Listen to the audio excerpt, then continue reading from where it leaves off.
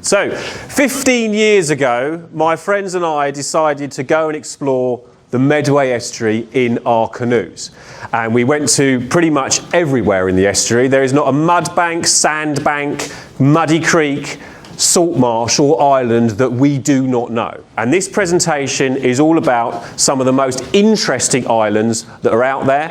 And I would predicate this talk by saying that the entire Medway Estuary is subject to various national and international protections for the birds. So there is no public access on all of the islands. If you do go there, then you get the express permission of the landowner, and you only go at the least impactful time of the year for the birds, which is roughly from July to September. So now we've done the legal bit. You may see signs like this on some of the islands, particularly Burntwick Island is very sensitive. Again, just reiterating the importance of the bird life that's out here. So, where is the Medway Estuary? Well, I should sincerely hope that most of you would know where it is, and I should sincerely hope even more so that you all know where this building is right now. So, the Medway Estuary, let's take a look at it here. So we're going to spin over the streets of Gillingham, and we're going to zoom out a little bit, and there we are. That is the Medway Estuary. So if we go to this one, so you've got Chatham Dockyard, you've got Sheerness Dockyard here, and then you've got the lovely city of Rochester. Everywhere in between is the Medway Estuary. So it's basically like a giant tidal lake. It's one way you can look at it, and the other way you can look at it is it's like a giant natural harbour. And some of the islands have military installations that are built to protect the mighty dockyard that dominated the area for about 500 years. So, locations. First of all, we're going to go to Hoo Island. So it's a kidney-shaped island with a fort on it. Then we're going to go over to a place called Nor Marsh. And then we're going to go over to one of my favourites, which is Darnet Island. There it is, with a fort dominated by a fort, practically is a fort really. Then we're going to go to the east side of the estuary to a place called Burntwick Island. And then we're going to go over to the Stoke Marshes, the World War I German submarine. I will stop for a moment there. Is there any chance we could kill the lights? Is that possible? Gentlemen there, look, it's the light monitor. Excellent. No? No lights with you.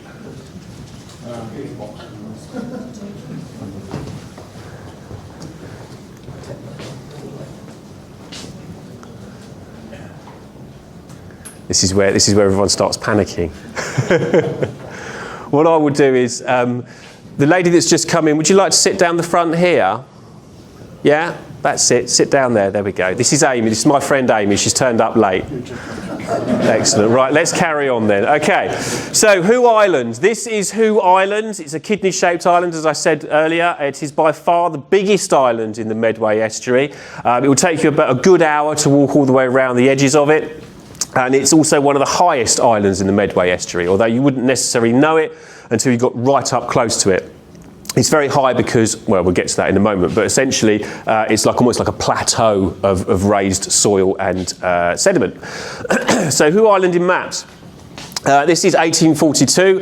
Hoo Island, you will not see Hoo Island written on any maps at all, on any Ordnance Survey maps. It's always referred to as Hoo Salt Marsh. It's always been referred to as that, but everyone locally and any boaty people all know it as Hoo Island. So this is Hoo Salt Marsh, or Hoo Island in 1842. Over here you've got the dockyard. It's a blank space. It's a blank space for obvious reasons, because they were not allowed to put military establishments on the Ordnance Survey maps. But down here, this was the entrance to the dockyard. It still is. And basically this section of the river all the way along here was dredged almost 24/7 over a period of about 400 years. And when you've got huge amounts of dredging sediment, you need to put it somewhere very convenient, so you put it on a salt marsh right next door to the dockyard. So over time, the naval engineers joined up all these tiny little marshy islands that Hoo Salt Marsh was into one big solid mass. So we come into a map of 2023. This is obviously Hoo Island now, as it is. It's all joined together. And you've got St Mary's Island over here. It's quite a nice residential zone. And then you've got these three massive, great big basins here where some of the finest ships of the Royal Navy would come through. And obviously there's no more dredging going on now. So, Hoo Island photos again. So this is Hoo Fort. Who Fort was finished in 1871, built by the Royal Engineers, built and designed by the Royal Engineers, and it was an absolute nightmare to build because you're building on a marsh, a salt marsh. So they had to basically build up the level of the salt marsh, then put the fort on top. Originally, there was going to be 2 floors of guns, and they had to reduce it down to 1 floor of guns because of the amount of weight. They also had to redesign it to spread the weight out. So you've got basically 2 levels. It's a bit like a jammy dodger biscuit stuck together, and in the middle, jam in the middle is where the parade ground would be, and underneath the parade ground was the water tanks. So we're going to take a closer look at Who Fort. We're down in the moat. It's a dry moat. That's how it was always established, always designed. This is where the guns are up here, and this is where the main entrance. We're going to go through the main entrance there. We're the other side of the main gates. As you can see, the gates at the bottom have rotted away from fluctuations of the water table and also flooding over the years. But most of the time, the flooding goes to about maybe 2 or 3 centimetres in winter, and just about above your ankles in, the other way around, 2 or 3 centimetres in summer and just above your ankles in winter. So we move on. This is the lower part of the jammy dodger biscuit. So this is where the jam, we're walking around the jam or the drum in the middle. I'm mixing my metaphors and I don't care. So essentially what you've got here, this is the walkway. This is the central part of the biscuit, and these were the officers' latrines. Over here you would have the meat store and the ablutions block there, and you would have accommodation going on there. Obviously, this is a very, you can see that the fort is in an advanced state of dereliction. The forts were essentially militarily obsolete by the time they were built. Technology had moved on with guns, so basically they could fire a higher velocity shells, and it would reduce a fort like this to rubble within a day. However, the guns inside were were state of the art. They were naval guns. This is what they would have looked like. They would have run on runners on a kind of an arc, as it were, so on rails. They would go round to what's the word I'm looking for? A distance.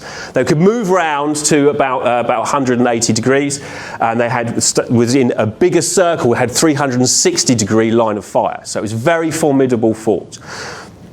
This is the business end of the fort, the gun floor as it is today. And the gun floor, obviously there's no guns there anymore. You can just about make out there's a little bit of the forward rail. And around here, the base, there would have been York stone paving, which was all nicked in the 1920s. So we move on. So I'm bringing you back to a picture of Who Island. So we've got the fort over here, and then you would have these crisscross straight lines. The reason why there are crisscross straight lines across the island is because when you've got tons and tons of dredging sediment, you need to move it around and deposit it in a very efficient way. So you build a railway. So there was a little railway on Who Island. There's the little engine, little hoppers there. And this photograph gives you an idea of how much impact mankind has had on this island. So over here, this is the line of the island. This is taken about the late 1970s. If mankind had done nothing to this island and just left it as it would be, the level of the land would be right down here. So it gives you an idea of just how much dredging sediment was put on this island. There's another picture of the train trundling off to the dredgers, and then you've got the dockyard in the background. So that is Who Island. We're going to Nor Marsh. This is Nor Marsh, obviously, photograph there. So essentially, this was a farm. There was they mainly had sheep on this farm and cattle. There was an embankment wall that went all the way around it, and it was a farm for roughly about 300 years. Probably longer. It was abandoned in the late 1930s. The farmer essentially just gave up and just wasn't worth doing it anymore. Also, the cost of the river wall exceeded any kind of profit that they could get from the land. So we move forward. So here is 1848. Again, another picture of another map of Nor Marsh. So to get your livestock on and off the island, you would build a causeway. So there was a causeway that ran from Nor Marsh to the then pretty small village of Gillingham. Nor Marsh is one of several islands within the estuary where there was a farm on it and there were causeways that could be accessed at low tide. Most of them are either completely vanished or certainly I wouldn't advise walking them. The farm was down there. Lucky for us, the farmer had a son who had a camera and he took some photographs of the island in the late 1930s. So these are cows grazing on the island. More interestingly, we have a picture of the farmhouse that stood here. So it was a two-storey farmhouse. This is a flood embankment here. My friends and I, in our canoes, we used the wonders of modern technology and we cross-referenced exactly where the farmhouse would be today, and this is all that remains. Completely vanished. So the embankment has completely gone, and nature is slowly taking back this island and turning it back into a salt marsh. So, Darnet Island. I wondered, is there any chance I could have a cup of tea, a glass of water, please? Okay, lovely, thank you. So, Darnet Island, this is Darnet Island, and the theme of the talks is almost lost. So this is an island that is almost lost. You can see round here there's a lot of erosion going on with sea level rise, but also a geological event that's called isostatic change. So I'm sure many of you have heard of this before. Basically, the whole of the southeast of England is slowly sinking into the sea, while the north of England is slowly rising. So you've got a combination of sea level rise and isostatic change. Let's take a closer look at Darnet Fort. So, Darnet Fort, the moat is flooded, and the moat is flooded because basically Darnet Fort is another jammy dodger biscuit, exactly the same as Who Fort, but it sits on a much bigger concrete raft, a giant concrete raft, and basically over time that concrete raft has shifted, which has completely destroyed the ingenious Victorian drainage, and it's filled up the actual moat. So the actual entrance is just down here. Take a closer look here. This is my mate Dave modelling a footpath, a footbridge I should say, which is a scaffold board footbridge that was built by the Sea Scouts. The Sea Scouts go out to this island every year. Darnet Island is quite a popular island. It's the only privately owned island in the estuary, and the landowner is okay for people to come and visit. So let's take a look inside the fort. So we're in the parade ground in the middle of the jam and the jammy dodger biscuit. This is the remains of the flagpole, excuse me. And then these are the casements you look out from where the guns would be. So we go up onto the roof. This is my mate John here, sort of modelling, giving you an idea of the scale. So we're up on the roof and we're looking down into the courtyard of the parade ground, and that's where the flagpole stand is there. And in the background over there you've got the dockyard and Who Island. What else have we got? So, 1842, this is another wonderful map, Ordnance Survey map. So, Darnet Island, again, you will not see this on any maps. It's always referred to as Darnet Ness, or its official title would actually be part of Bishop's Marsh, which is this long marsh here that is slowly disappearing. Take a closer look, excuse me. So this is just before they're going to start building the fort, and they put a cement works on this island. It's quite insane that you put a cement works on a marshy island. The logistics would be quite a nightmare. However, the reason why they did that was because Who Fort was a nightmare to build, but Darnet Fort was on another level. They needed tons and tons of cement to basically rebuild the foundations when they first started. It was an absolute nightmare. It was a pig of a project to work on, but they eventually did it. But you had to have a cement works right next door. Census records tell us that it was there for 10 years, and it was manned by a foreman and his wife and their teenage son. More interestingly, down here we've got a beer house. So there was a pub on this island. It's a pub called the Isle of Beauty. Lovely, thank you very much. Thank you very much, Pete. Pub called the Isle of Beauty. Nobody talk while I drink some water. Thank you. You're all very well behaved.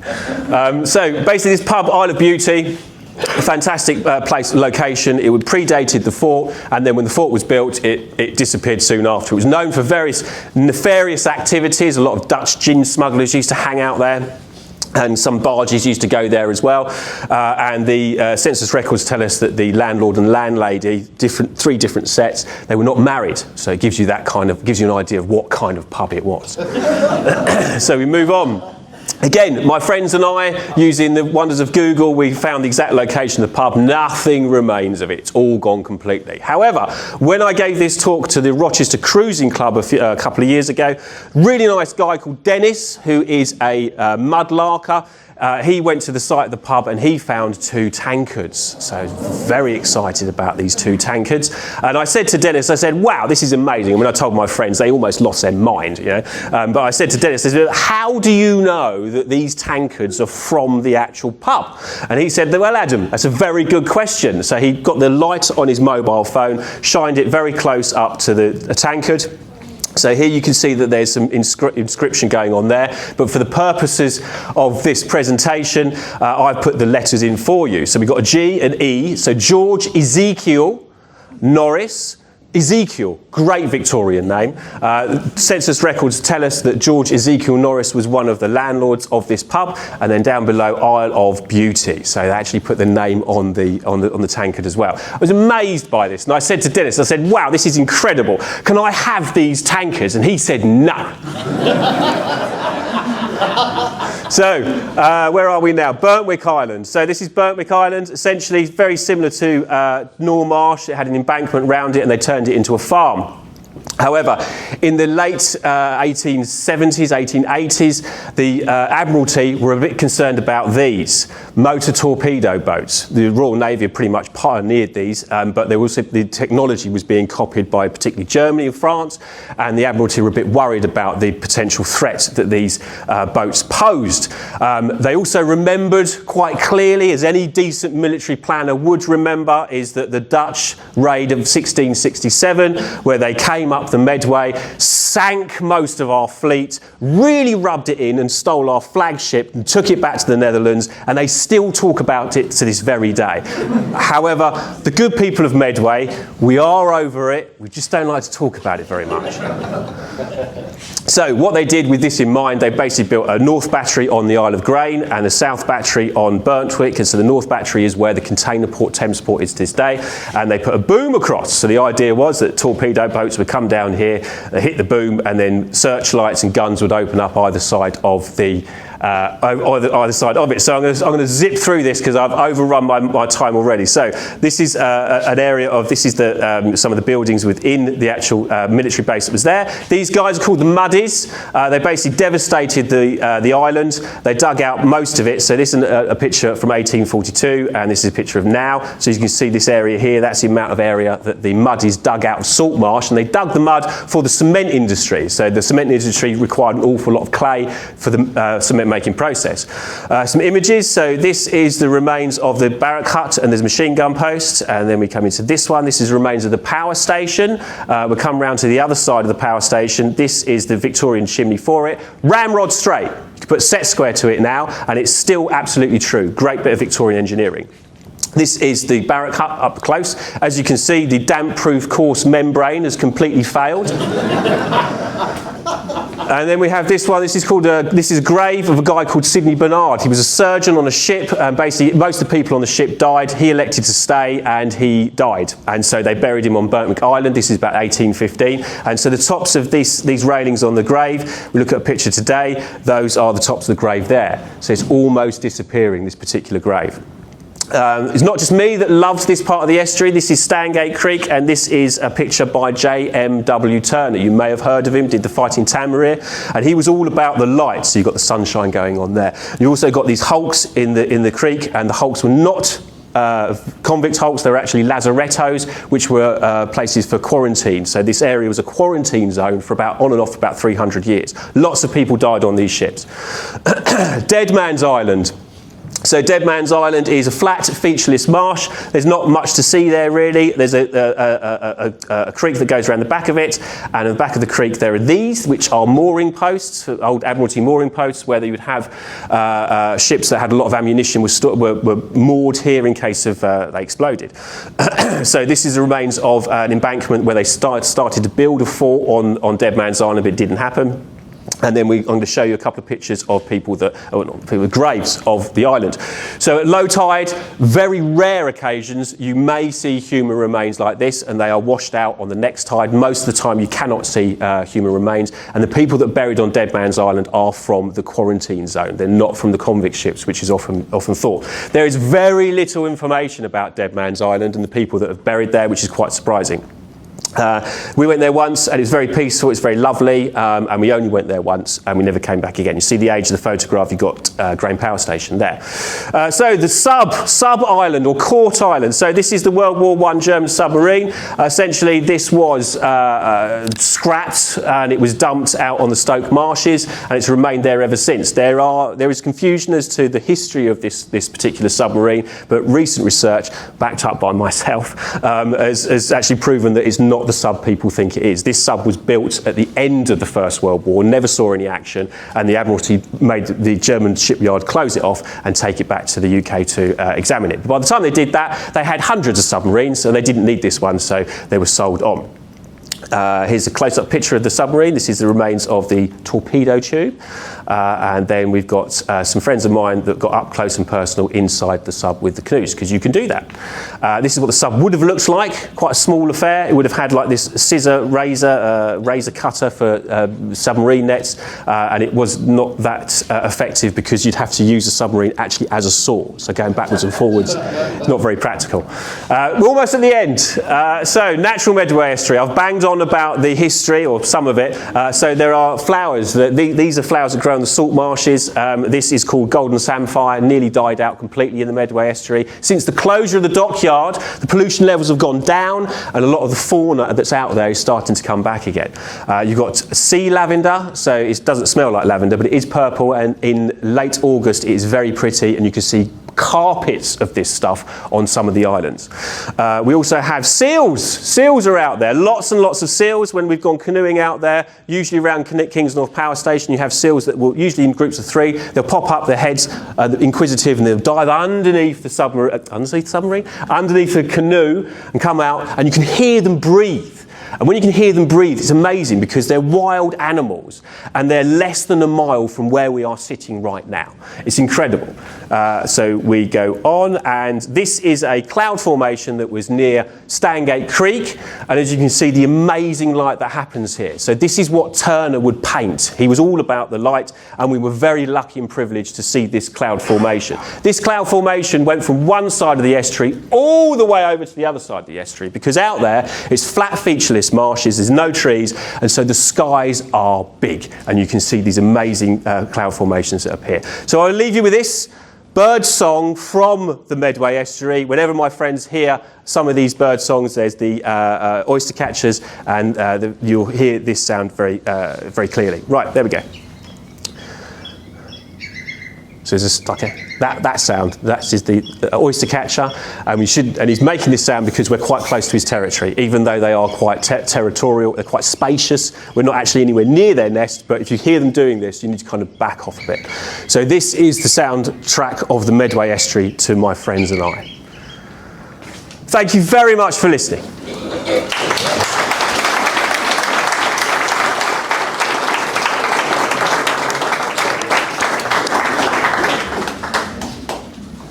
And now you get why I say today is about just starting conversations, because I'm sure that there are hundreds of questions that people want to ask.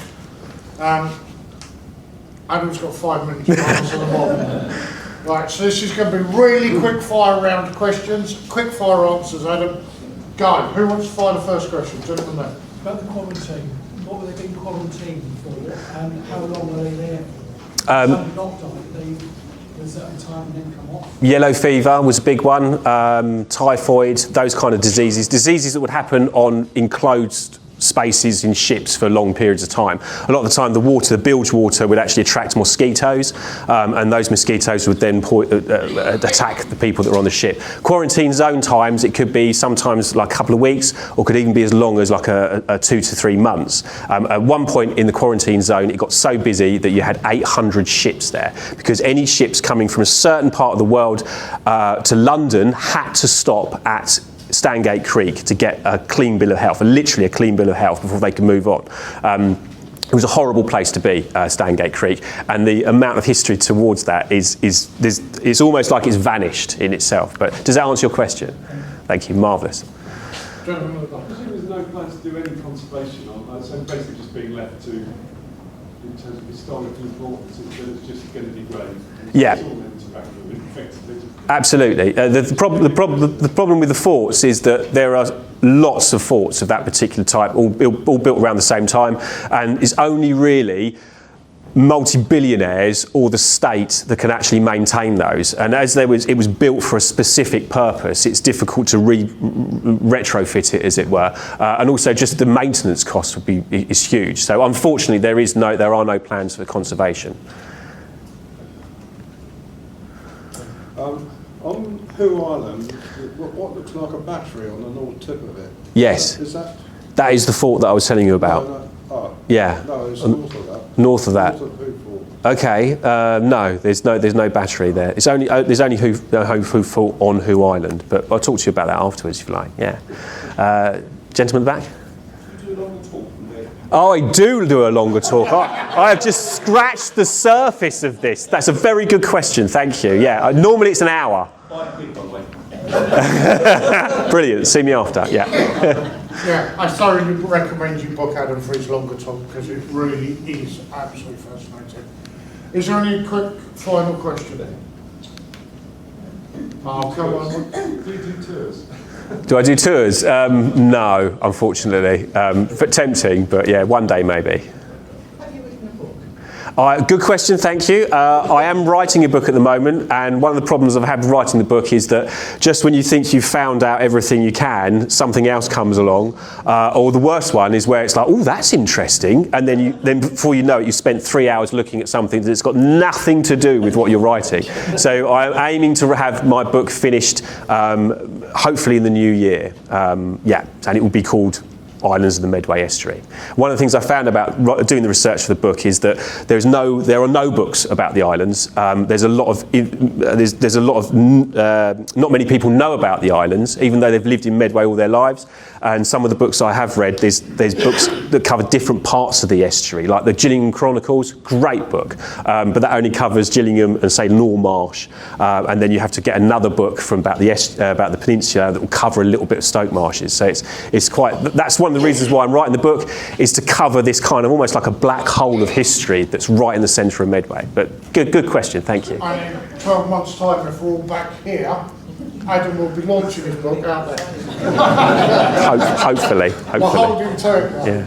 Lady here for the question. Did you do the television programme that I watched last night? What, Crime Watch? I'm only joking. Were on there when they talked about the submarine. No. The whole of the Hook Peninsula, and I think it was last night, and it was very interesting. Yeah. And I just thought, I suppose I should Then recommend you need to clean writing. Yeah, well, I don't think I was on it. I've had interviewed by Radio Kent last year. this was a 30-minute, 40-minute Oh right, no, I was not on that, unfortunately. arrival. Oh right, okay. Get your book out quick. Absolutely, yeah. Right, can I just ask? I have really much enjoyed it all. Thank you. That's very kind of you. Thank you. Can I ask you all to give Adam just one big round of applause?